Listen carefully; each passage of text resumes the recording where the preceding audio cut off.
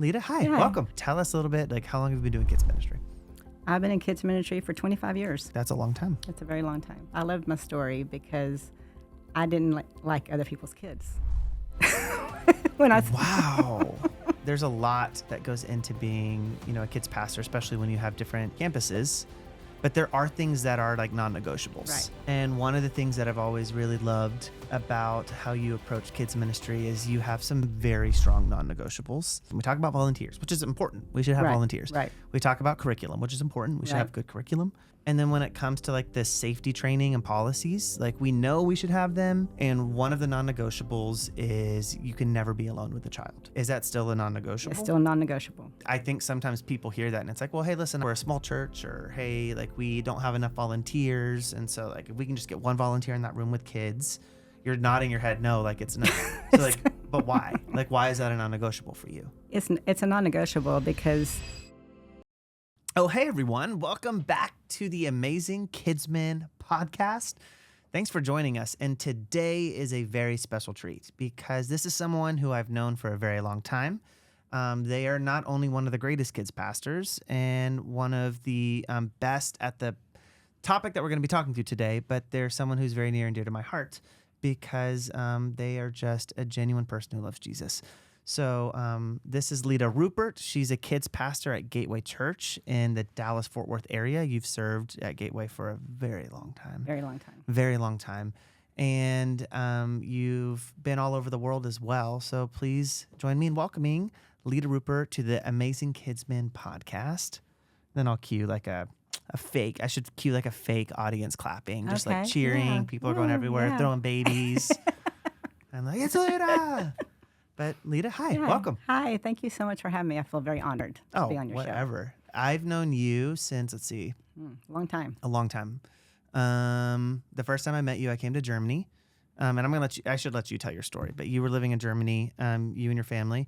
And we were putting on a kids conference there at the church you were at.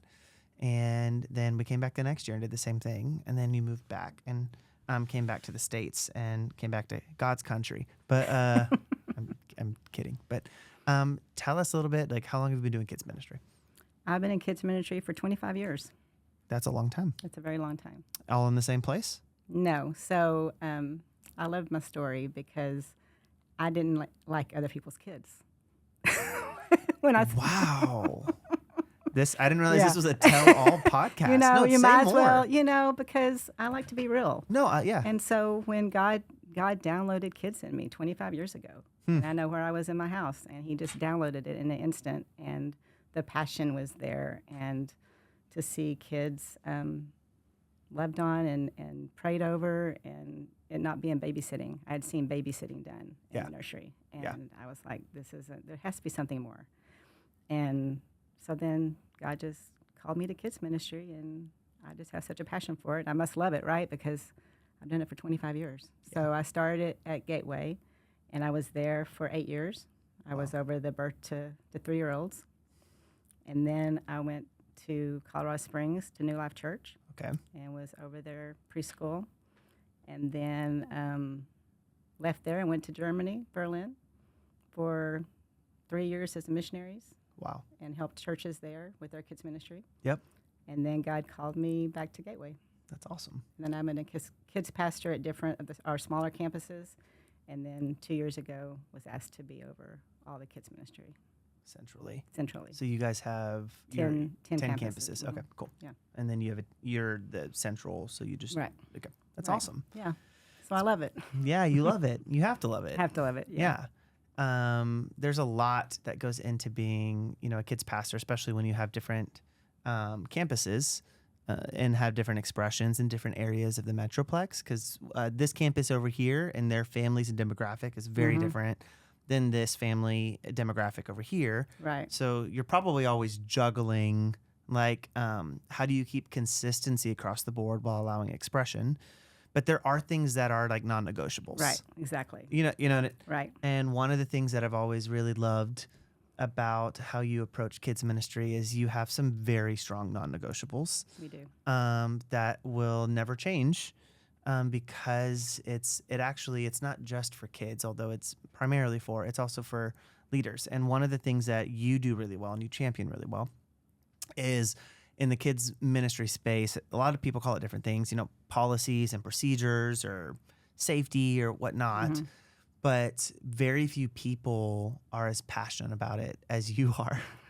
And I am too, for reasons as well. And it's one of the most important aspects of kids ministry that maybe doesn't always get as much conversation. We talk about volunteers, which is important. We should have volunteers. Right. We talk about curriculum, which is important. We should have good curriculum. Right. And then when it comes to like the safety training and policies, like we know we should have them, but we maybe shy away because it's like the sad, like depressing statistics and things, and we don't want to bog people down with that. So when it comes to that area, why is that important to you? Like, why do we need to make sure that we have good safety, like procedures and trainings, and make sure our volunteers are equipped to do that well? Yes. Can I share something first before I answer the question? Do it. So I guess about maybe 6-7 years ago, maybe a little longer, I almost quit kids ministry. Oh. And I was going to go work for a restaurant. And I think God had me do this because of what I'm about to tell you. So for 8 hours, I sat and I watched videos on how to handle meat and the safety around food handling. And I left there and then decided that I was supposed to still be in kids ministry. So I only did that for one day. But when I left there, I realized in the church, sometimes people shy away from the importance of safety for our kids and training our volunteers. But in the world, they'll spend 8 hours training someone on the handling of meat. And I don't know, it was just like an eye-opening to me, I feel like God allowed me to have that experience because I was already so passionate about it. But now I'm like, I'm even more. Yeah. Because of the way the world sees meat. Yeah. And now we are entrusted with parents' most prized possessions. Yes. And then if we're not going to train up our team, train up our volunteers, and show our parents that this is important to us. Yeah. Yes, curriculum is important. That's important. But if we don't have the safety in place for these kids, that we're going to take care of them and that we're going to protect them with the best of our ability, then parents aren't going to want to come back. I remember being on staff at Gateway for a while, and you get to know like different parents and families that come through, and it was probably like 4 or 5 years in, and as you get to know stories, like I remember one weekend standing like downstairs where the nursery, like the preschool, and like all of our toddler area is, and watching families like on Sunday mornings come through and they're carrying or walking with their kids, and knowing the stories behind that, like that family. Like they prayed for a long time to get pregnant, and now they have twins, or like that family, like they lost a child and then they had this, like knowing this and watch it just hit me. Like these are promises from God to these families, and they are walking these kids down this blessing and this promise and entrusting them to us. And so like, how are we stewarding this, and are we stewarding it well? And it hits in a reality to where it's like, it's not because you want to be like, most important and like we're the safest. It's because, and you said this one time, it's kids who can't advocate for themselves. So like we are going to protect them and advocate for them. Right. And there's statistics out there. I was talking to Greg Luff from Ministry Safe a couple weeks ago, and he was like, hey, like 60% of the abuse issues and reports that come from the church come from leaders and volunteers. And like, that's wild. That's crazy. That's wild. And then, 30% I think was peer-to-peer. Anyways, like it keeps on going. And so there are things that we can do. There are policies but it's never been about just having policies. Like, because, there's been knockdown, drag out fights I've seen you do before between it's like, hey, this massive book of policies, like, how are we going to train volunteers on this? And you're like, I don't care. We're gonna make them sit through a 2-hour training so that we can do it, because this will not be the thing that we compromise on. Absolutely. And over the years, you've come to like, okay, we can word this differently, or yes, we can condense it down to these things. But I've watched you be so vigilant, and like, we will not compromise on this one area. And it means a lot, because like, if we can't, we have to be the safe place for, like, the church cannot be the place to where parents have to be worried or wondering, is my child safe here? No. And like and you'll remember this, but I like, especially at Gateway, when you came on as a kids ministry person, you have to go through a ministry safe background check and a course to become certified. And one of the non-negotiables is you can never be alone with a child. Right. Like, is that still a non-negotiable? It's still non-negotiable. I think sometimes people hear that and it's like, well, hey, listen, I have a like, we're a small church, or hey, like, we don't have enough volunteers, and so like if we can just get one volunteer in that room with kids. You're nodding your head no, like it's no. So like, but why? Like, why is that a non-negotiable for you? It's a non-negotiable because we want to protect our volunteers. And so having one person in there, it doesn't protect that one volunteer, because if there was an allegation, it's just her word against the kids. Yeah. And also there's no eyes on her. And so when we train up our volunteers, they have eyes on the other volunteers in the room. Yeah. So when you're having two volunteers and one is an adult female, then they have accountability to each other. And also they need to be able to speak in. So like if you have two volunteers in a room and one volunteer decides to leave and she's left alone, so as that one volunteer is leaving, she should be able, because enough vision casting is given from the kids pastor or from the team, that she should be able to say, hey, no, you can't leave. You can't leave me alone in here. So there's enough vision casting, and we empower these volunteers to be like, you have eyes. You need to say something if something's not going the way that you know it should go. I've watched you at times, like on a crazy weekend, and I'm just dropping my kids off. You will get into a classroom. Oh, yeah. In order to keep hey, there's two adults, one being a grown female, like an adult female, in every classroom at all times. And years ago, we had an incident report come through, and CPS started investigating. And which is like what we can get to in a second about like you encourage all of your volunteers to be mandatory reporters. But I remember they opened this case and were investigating it, and they sat down with one of our volunteers who I think had been named or claimed in one of the reports. And so they said, well, walk us through what happened. And so they're kind of giving the account, and they're like, okay, so like, were you alone with this child at any time? And the volunteer said, no, I wasn't alone. I was never alone with the kid. At that point we had cameras too, so we could validate the story. But they said, but no, like at any point during the day, were you alone with this child? And the volunteer looked at the CPS person and was like, no, I was never alone with this child. Right. And they said, you were never alone with this child? And they said, I have never been alone with a child here on this property. And the CPS person then like paused and was like, so you're telling me I tried to trip you her up. have never been alone with a child while serving here? Yep. And that volunteer was able to honestly answer, no, it's one of our policies. I am never alone with any of these kids. And so first off, it protects the kids, which is the primary. Right. Like, we will protect these kids at all costs. Right. The second thing is it's very kind for your volunteers, because it's like, hey, you can honestly answer, no, I'm not alone. I have accountability in the room. And it keeps kids and volunteers safe in such a great environment. And I like, and there's a vigilance to it. Like, I will never forget, we were moving kids through like a small group on an equip night, like a Wednesday night. And we had one of our workers, he was a staff worker. We had kids in the line, and we were taking him down some stairs. And one of the girls that was in the line was in a wheelchair. So he was pushing her down the hallway, and he veered off from the kids because they were going downstairs. So starts going towards the elevator. And one of the kids pastors I was with, she sees it, and she like starts yelling and running, like, stop, and is like running towards the elevator. And like, you see his face just drain of blood as he realized that, like, I've just gotten in an elevator alone with a kid. Like, broken. It is our non-negotiable. It's non-negotiable. And it's means for immediate, like, hey, yes. But it can feel intense at times, because it's like, well, hey, are there little like exceptions that you make and whatnot? Do you make exceptions around that?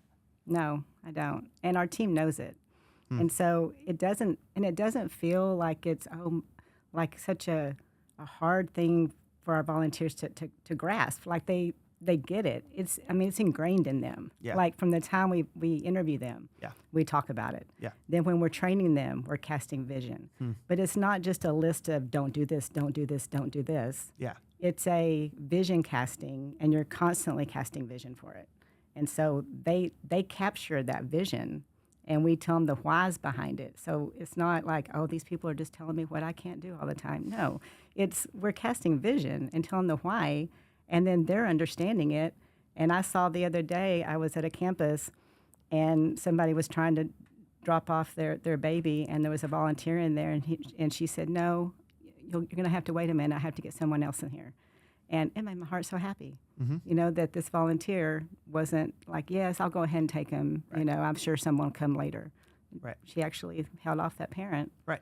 And so, yeah. Well, and as a parent, like sometimes I think we're afraid that we're going to upset our congregation members. But I've seen parents actually be thankful for like, oh, great, like, thank you. They Like, they actually love it, especially because one of our other policies that we have is that we don't allow parents in the room. Yeah. And so I know that's hard for some churches because they think that parents are going to be upset that, oh, they can't go in the room. But it's casting vision to those parents. And I don't know how many times I've had a parent when I've explained to them, hey, I know you want to go in there with your child, but first can I tell you that normally doesn't even work for you to be able to go in because he's not going to let you leave anyway. Right. And but then casting vision that everyone in our classroom has been interviewed, they've been trained, they've gone through our ministry safe, and for that background checked, and for that reason, we don't let parents come in. And then the parents are like, oh, no, I get it. Oh, that's so great. Yeah. So it's also telling them not only you can't come in the room, but also casting vision, these are all the things we have set in place for your child. Yeah. And as parents, it makes them feel even better. It's such a win, and I think like they can still go in like when they do pickup and whatnot, but like they're not allowed to hang out and like be in the room because you're able to confidently say every single person that is in this room and serving your kids have been background checked, have gone through a ministry safe certification. But there's something that I've realized is not a standard thing, which is so interesting. And so like one of the things, and you should explain it, but even the simplicity of like when parents pick up their kids, like the name tag piece, like why do you take name tags off the kid and not just let parents show the pickup tag? Because like to me it's like, if they want to keep the name tag, they can keep the name tag.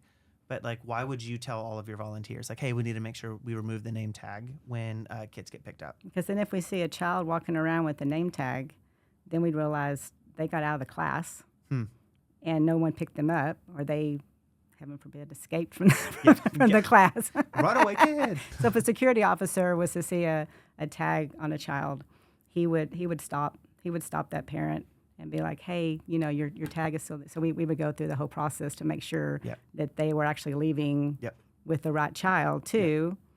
Because everyone knows, like, you remove tags. So, like, that kid should have only been picked up by someone with a tag that matches. Yep. And then sometimes, and no one does it, like, in, like, a bad way, but, it's like, oh, my gosh, just being over-vigilant or whatnot.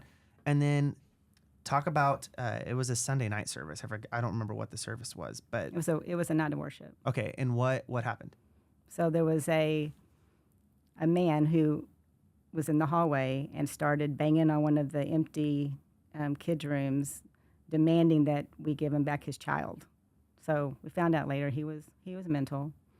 And then one of our nursery ladies, she called for security. Security came back. He ended up running in the bathroom and then started hitting the officer with like a mullet or something that he had in his pocket. He had it in like a backpack. A backpack, yeah. And then come to find out he had a gun that we found out later. And so it was after this incident and I never could understand why. Like when they dropped off, parents could just walk down the hallway. Right. But then when they picked up, they had to show the tag. Well, this happened during drop off. And so there was nobody, so there was a few people that noticed a guy with a backpack. And so there was a couple of people I found out that went to the security officer and said, hey, there's a guy with a backpack that went down the children's hallway. But since that incident, we put in place across all campuses that hallway right there where the kids start coming down, that we have 2 people standing there, 2 volunteers, and the parents have to show their tag. So they have to check their child in, and then they have to show their pickup tag in order to get back in the hallway. And are parents upset by that? No. It's vision casting again. So we would have some that, because then here's what happens. Then they have a whole crew that wants to go down with them. Mm-hmm. Well, then I was realizing that if somebody wanted to get down there and cause some harm to a child, they could just join the group going down, right? So no, we had to be diligent and be like, okay, this person with the tag, and then you have to say, okay, are all these people with you? Yeah. And there's some times where the person was like, no, he's not, So we have to, we monitor that everyone is going down there is supposed to be down there, that they're dropping off a child. Same thing with they pick up. Now, if they pick up and they don't have the tag, then we have to go into the system. We have to make sure that that person's in the system. We have to do driver's license. So you only do that a couple of times, and parents realize, oh, Just take a I'm picture gonna of the I'm gonna tag. take a picture of the tag. I'm gonna take it off and stick it on myself. Yep. But parents really, maybe every now and then you get a parent that just seems frustrated, but they're frustrated other things before they got to us Yes. too, right? Yes. And so it's just vision casting. I said, this for the safety of your child. Huh. And when you say that, they're like, okay. And a lot of parents were like, this is so good. I'm so glad you're doing this. So some parents, I think, even saw before that we needed to. And then they started asking, why are we doing this now? And we're like, we just realized we just need to put some extra protocols in place to keep your child safe. So it sounds like because you keep saying it's just more vision casting. It's vision Are casting. you always having to vision cast? And and it can't just be you. So do you have leadership that buys into this as well? Yeah. Like they're all in on we need to keep kids safe. Yeah, it's across all our campus. Got it. So all our staff now, which was wanting for years to happen, it's finally happened. They're all ministry safe. Wow. So any staff member that comes down our hallway now, we know has been ministry safe. Yeah. So yeah, it's a buy-in from everybody. Everybody understands, and so parents that we've been doing this for a few years now, and parents they don't even ask care about it anymore. They just know that this is the way that it happens, and they're just so happy to show us their tag. And Do you think? Hold on, I was gonna ask. Pause for a second, because I was gonna ask 2 questions, and I need to. When it comes to training your volunteers, so you're casting all this vision for stuff, then what does it look like? Because a lot of the times people are like, especially here, like it's different for different states or whatnot. But do you encourage your volunteers and leaders on how to report if something happens? And we'll get to that in a second. Let me pause that one. Because things come up in kids ministry a lot, especially in either small groups or when we do ministry time and we're doing prayer with kids. every weekend it's not the same, right? No. Something's going to pop up that you've never even dealt with before. Correct. Oh my goodness. Yeah. Yeah, it's the school of hard knocks when it comes to kids ministry. But there was something taught early on where it was like, because sometimes you'll have a kid come up and they'll be like, hey, can I tell you a secret? Or can you keep a secret to a leader or a volunteer? And what do you tell your volunteers to say if a kid asks them that? No, we don't keep secrets, And why don't you keep secrets? because we want to do everything that we can to make sure that they're safe. And if there's something going on at home, then someone needs to know about it. Yeah. We're a mandatory reporting agency, right? And so we train our volunteers that even if they don't know if they should report something, to go and tell a leader. And I've had this happen, so many times where a volunteer would be like, hey, here's a conversation I had with a child in a small group. I'm not sure if I should report this or not. But what I found out, and I just recently did this, I called, I had a volunteer make the CPS call and just ask CPS.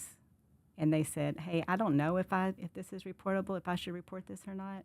I'm just calling just to see. Mm-hmm. And then sometimes CPS is like, you know what, we'll make a note of it, but we don't feel like we need to look into this, this situation. And then, but more than often, it's, yes, we're so glad you called. Yes, we need to look into this. But our volunteers are, we cast vision that if they all feel comfortable coming and talking to any leader and saying, hey, here's what I saw, here's what I heard. Why does it matters because they're kids. It matters because we steward. But like, why does it matter to you? Like, why do you care so deeply about this? Like, what's the reason why? Because God's put me in charge of them, in charge of their care while they're within our walls of our church. And I want to steward everything that God's given me well. And I want to make sure that all the volunteers across all campuses are trained and that we're all doing the same thing. And we're keeping these kids safe, because that's where parents are going to want to come back to a church that really, where keeping the kids safe is important.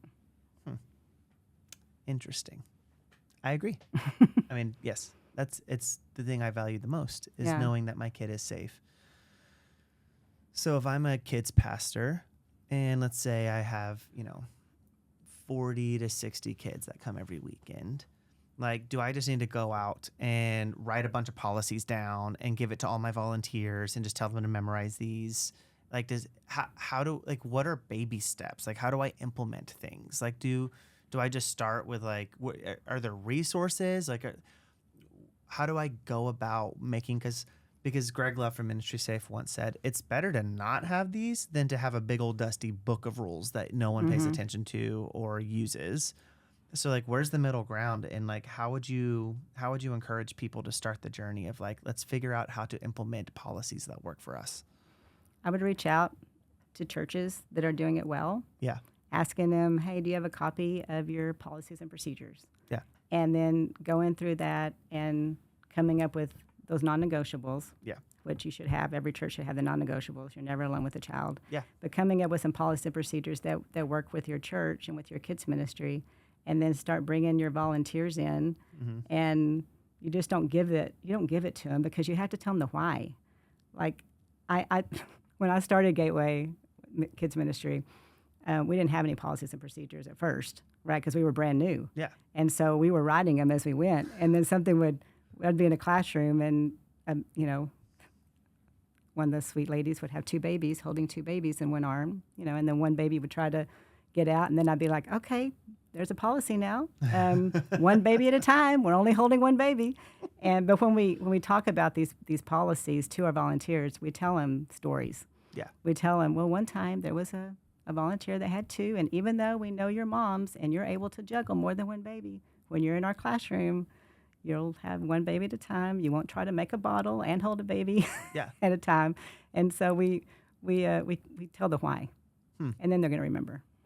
And like, I've watched it even with like the bathroom policy. Mm-hmm. Like, it's very different compared to some other ones. Like, when it comes to like taking kids to the bathroom or doing it, like, it's what is it? There has to be two adults. Someone stands at the door, keeping it open, because statistically things can happen in a bathroom, and so you even only let one elementary kid, one kid at a time, one kid at a time. And like at all points there has to be like two people. Like, if something were to happen in the bathroom and an adult entered or a leader entered the bathroom, they would need to be in the eyesight and the eye line of another volunteer. Because when the kids are little, and they might, like, we try to get them to do as much as they can on their own. Yeah.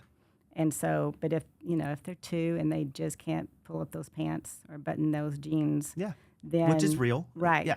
Then there has to be another set of eyes on them, to where someone else is watching that volunteer button those pants. There's somebody watching them. Yes. So that's protecting the child and the volunteer. Wow. Yeah. So if I'm a kids pastor, I reach out, I find churches who are doing it well, and just baby step it. Baby step. Doesn't have to be all at once. No. But the vision, like, because you have to bring people on the journey. Like, my volunteers, I can't just give them whiplash. I'm like, this is what we're like. I have to memorize 20 pages of policies and procedures and rules. You have to start small, and I would start with the non-negotiables. This is what my son had to do in Ohio with a new church that he's at. He had to go in and things were just done a certain way for so many years, and he had to go in and start with baby steps. Yep. And so you start with those non-negotiables first, and you cast vision for it, and you let the volunteers know this is for your protection. We're not just giving you just a list of do's and don'ts. This is for your protection and the protection of our kids. And you don't just say it one time. Keep repeating you it. just keep. It's kind of like when you have a vision for your kids' ministry. Yeah. You don't just say, we want our kids to have fun and learn by God one time. Constant vision casting. What are your non-negotiables? My non-negotiables are only you're never alone with a child. Yep. And you never take the kid to the bathroom by yourself. Yep. And males don't change diapers. Got it. So those are the Mm-hmm. so all of your leaders know, like out of everything, those are the three non-negotiables. And when you have two in the room, one has to be a female. Got it. Yep. Yep. Yeah, but everybody knows. And so everybody has eyes. And so if someone is doing something and another volunteer feels like this isn't right, they're going to call them out on it. Wow. Well, if I would tell people that if you're trying to figure out what to do, and you want to grow in this area, which I highly encourage because it's really important that we get this right. Mm-hmm. I would tell you to reach out to Leda. I think Leda and her team have done a really great job of putting together policies and procedures, and not just a book of them, but figuring out how to train and to equip and to cast vision to their leaders so that people don't just do it begrudgingly, but they're caught and bought into the vision. And they're doing it because they feel like this is the best way for us to do this. So I'd reach out to Leda. Also, Ministry Safe is a great resource as well to take your volunteers through. But there's a lot of great things out there that you can utilize and try. So I'm signing you up. I'm so sorry. So if people start reaching out to you, I'm so sorry. No, I love it. I love talking about it. It's my passion. I know. So thanks for coming on and talking about this today. Thanks for having me. It's not always the fun thing to talk about, but we have to talk about it. We do. Yeah. We do. So thanks for doing it. Yeah, thank you. You'll be back. Is that okay? Yeah, it was great. You would be shocked.